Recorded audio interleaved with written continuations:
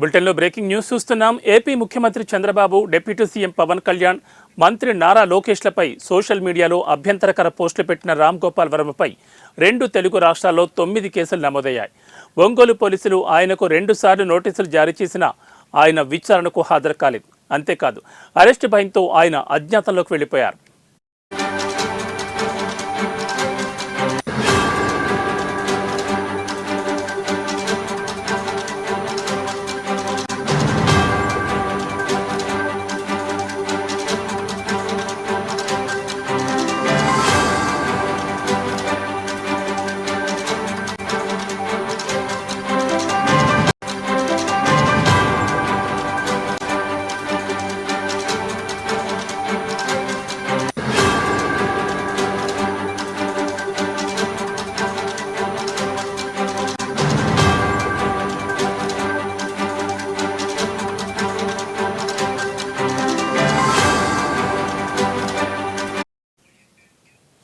వర్మ కోసం 6 పోలీస్ బృందాలు గాలిస్తున్నాయి. తెలంగాణ, తమిళనాడు, కేరళలో పోలీసులు గాలిస్తున్నారు.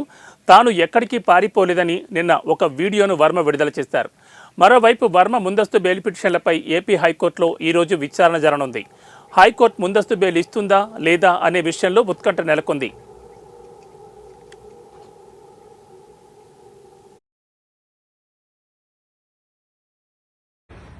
Extremely sorry to disappoint.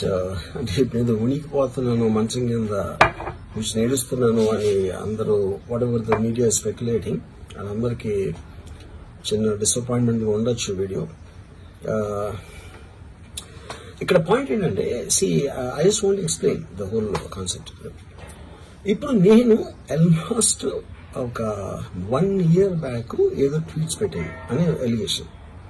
ఆ ట్వీట్స్ ఎవరో మనోభావాలు దెబ్బతిన్నాయి. ఇక్కడ విచిత్రం ఏంటంటే, 1 year బ్యాక్ పెట్టిన ట్వీట్స్ 4